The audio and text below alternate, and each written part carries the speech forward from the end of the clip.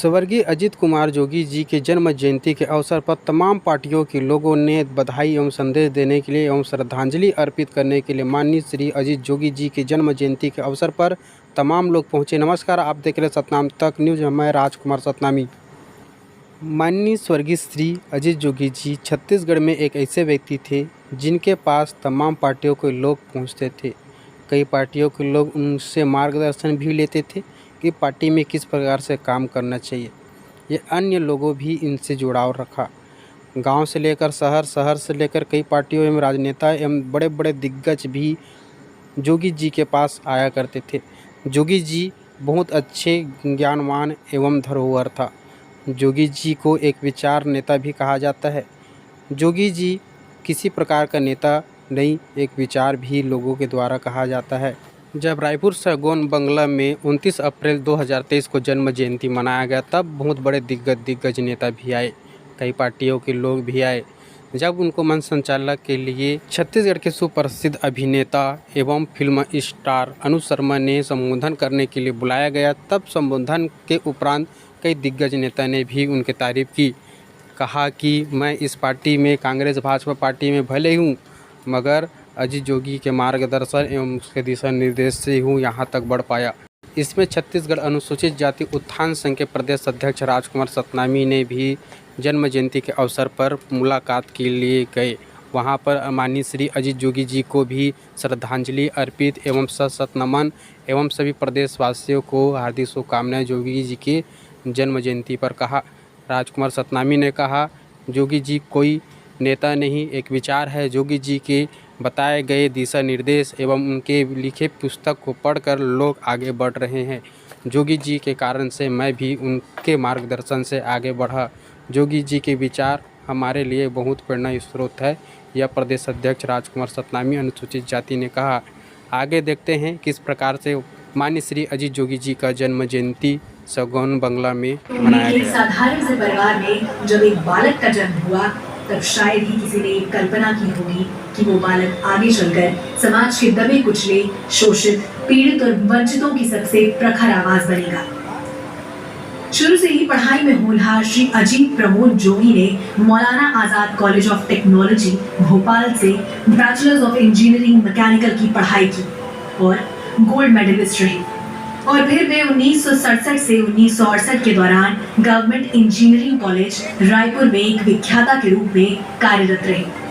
लेकिन समाज के निचले तबके के लिए कुछ करने की ललक ने उन्हें सिविल सर्विसेज की ओर खींचा।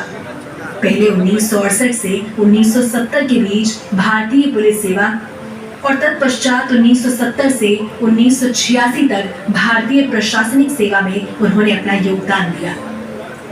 इस दौरान उनकी पहचान एक तेज तर्रार और कुशल प्रशासक के रूप में स्थापित हुई। वे कठिन से कठिन समस्याओं को अपनी सूझबूझ और प्रशासनिक कार्यप्रणाली की बेहतरीन समझ के कारण सरलता से हल कर देते थे। लेकिन शायद ईश्वर ने उन्हें और भी बड़े कामों के लिए चुना था। 1986 में वे अपनी IAS की नौकरी छोड़ राजनीति में आए और उसी वर्ष कांग्रेस द्वारा उन्हें राज्यसभा का सदस्य बनाया गया। 1986 से 1998 तक राज्यसभा का सदस्य रहने के बाद वे 1998 के आम चुनावों में मध्य प्रदेश की रायगढ़ सीट से सांसद बने। इस दौरान वे पार्टी के कई महत्वपूर्ण पदों पर भी आसीन हुए। जब सन 2000 में अलग छत्तीसगढ़ राज्य की स्थापना हुई, तब वे राज्य के पहले मुख्यमंत्री बने। मैं अजित प्रमोद कुमार जोगी ईश्वर की शपथ लेता हूँ। उन्होंने अपने कार्यकाल में समावेशी विकास और सामाजिक न्याय के विजन को साकार करने के लिए अथक परिश्रम किया। पर 2004 के लोकसभा चुनाव के दौरान हुए एक हादसे के बाद उन्हें व्हील चेयर का सहारा लेना पड़ा। लेकिन इस भीषण दुर्घटना के बाद भी वे लोक सेवा में सदैव समर्पित रहे। वे मरवाही विधानसभा से 2001, 2003, 2008 और 2018 में 4 बार विधायक चुने गए। वे कहते थे कि छत्तीसगढ़ सबसे अमीर धरती पर रहने वाले सबसे गरीब लोगों का प्रदेश है। 2016 में उन्होंने छत्तीसगढ़ की स्थायी समस्याओं के निवारण के उद्देश्य से अपनी नई क्षेत्रीय पार्टी जनता कांग्रेस छत्तीसगढ़ जोगी का गठन किया। स्वर्गीय श्री अजीत जोगी स्वयं को सपनों का सौदागर कहते थे। वे कहते थे कि मैं स्वयं सपने देखता हूँ और दूसरों को भी बिना कुछ लिए सपने बेचता हूँ। मैं मानता हूँ कि जब हम सपने ही नहीं देखेंगे तो आगे नहीं बढ़ पाएंगे। सपने देखकर उन्हें साकार करने के प्रयास से ही मनुष्य आगे बढ़ता है। स्वर्गीय अजीत जोगी जी आज हमारे बीच नहीं है, लेकिन उनके कहे गए हर शब्द, उनके द्वारा किए गए महान कार्य और उनकी विचारधारा हमें सदैव ही प्रेरित करती रहेगी। समाज के दबे कुचले, शोषित, पीड़ित और वंचितों को मुख्य धारा से जोड़ने का उनका सपना शायद आज भी अधूरा है। उनके बताए रास्ते पर चलकर उनके सपनों को पूरा करना ही उन्हें हमारी सच्ची श्रद्धांजलि है।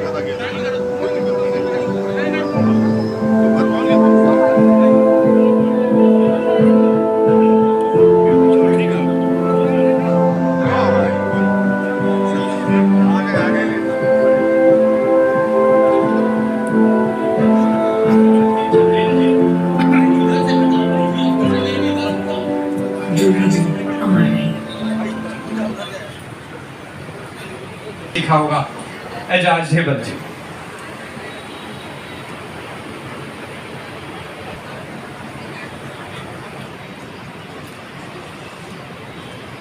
जो कि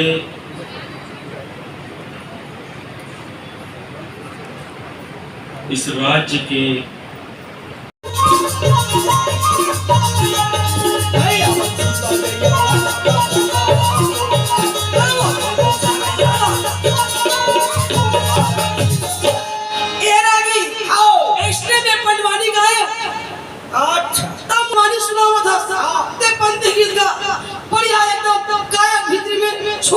गीत लगा के एक बात कहता हूँ, दूसरी बात कही तोर जगह का गाड़ी है कि लेके मोर जगह सोमो गाड़ी हवे इसके उस समय सोमो ज्यादा चलत रही से तो वो जिया जाए ना वो करला पहली में पहुंच जाओ तीन में बुला के मोर पीठ में हाथ में रख के कही तोर जगह का गाड़ी है मोर जगह सोमो गाड़ी है तो कहते तो तरे अटका उठते तो सोमो गाड़िया मोर महीना पीछे हो जाते आगे हो जाता। आज वही बात हमारा याद आवत है, बार बार बोला सुनता आवत है होकर हेलीकॉप्टर के नाम महीना रही से जाना तो नहीं जाना तो उसने कहा मोर महीना पीछे हो जाते और तो सोमो गाड़ी आगे हो जाए तो कंधे के गा के सुना के जो हमारा काला छू जाए तो वो गीतना वही दिन गाए वो गीतना आप मन गा के बताना था। पढ़ो पढ़ो सुहाओ सतन आगे पढ़ो सुहाओ सतन बजे हम पढ़ो सुहाओ सतन